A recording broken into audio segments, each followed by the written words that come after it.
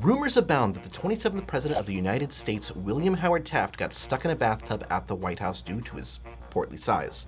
Specifically, most stories say he was only removed once 6 people helped pry his flabby, naked body out, and some looser interpretations even suggest he died from the ordeal. Today we're investigating a president who often gets little coverage, filling in the gap between founding father presidents and FDR. Sure, there's another Roosevelt in there, but by and large, presidents Hayes through Hoover aren't that well known. Even I could tell you precious little about Chester Alan Arthur, but in my very humble opinion, Taft at least deserves a little more than a body-shaming anecdote. While it's true that Taft was America's heaviest president, the story of him getting stuck in the tub itself has less evidence. I'm here to tell you why this story is not only untrue, but how the whole story might just be a smear campaign orchestrated by conspiring toilet manufacturers.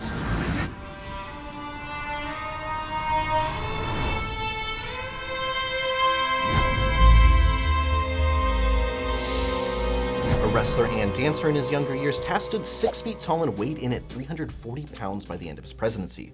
Despite his size, Taft was always commended for his gentle spirit.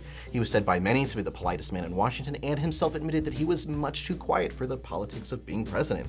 In the same way that George Washington struggled to manage his teeth, Taft struggled to manage his weight for most of his life, participating in a litany of fad diets and weight loss programs throughout his entire ordeal with obesity. To look into this rumor, I scoured and cross-referenced every single surviving historical mention of tubs, showers, toilets, baths, and even pools with President Taft. And there are only 3 events that even come close to the story recounted by hip history buffs, Snapple caps, and children's books.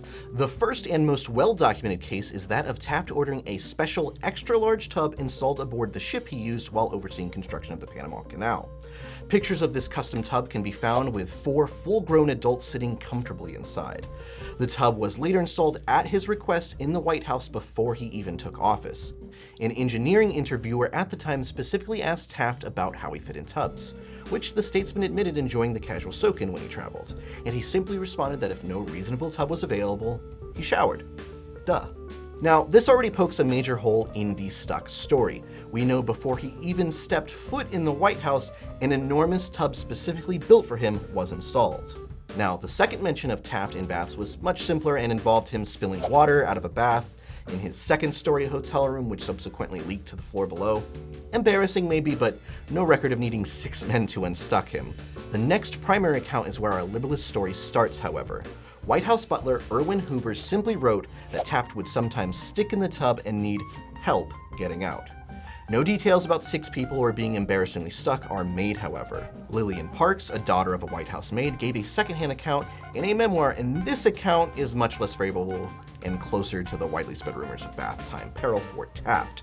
This account is full of even more holes, though. For one, the elder Parks, the one who actually worked as a maid in the White House, didn't begin her career until 10 years after Taft left office. While there are no other events we found in papers or periodicals that mention Taft in tubs in a literal sense, something more sinister did arise in our research. The fact that Taft fought the Porcelain Trust. This cartel of price fixers conspired to create a monopoly on toilets and bathroom fixtures using patent licenses to control commode costs. In 1912, the Taft administration successfully blocked this abuse of patent law and broke up the trust. 1912 was also the year Taft fought a bitter election against both Woodrow Wilson and former friend and President Theodore Roosevelt at the head of the Bull Moose Party. Campaigns took shots at Taft's weight, and it's very likely the bathtub fallacy took hold in the American consciousness at this time. Whether it was partisan gossip, an exaggerated male's tale, or the conspiracy of the Bath Trust, it all seems impossible to know now. Sadly, his weight and the bathtub story are the 2 biggest footnotes to Taft's legacy in textbooks and lectures. And since he was treated so unfairly, let me list now some of the cooler things about Taft. In his political career, he brought forward 80 antitrust lawsuits, reorganized the State Department, presided over the establishment of the income tax, and became the only president to serve as the Chief Justice of the Supreme Court. Culturally, his campaign made its own attempt at the success of the teddy bear, called the Billy Possum, and he brought his very own cow to the White House named Pauline Wayne, who walked the White House lawn and provided the first family and tourists with presidential milk. Though history remembers him as its chubby president, milk notwithstanding, Taft himself claimed his time on the Supreme Court was his most fulfilling in life. Presidency didn't matter to him. So that's it for today. Let us know in the comments if you've ever heard the bathtub myth, like and subscribe for more videos, and stay tuned for the next History Off the Record.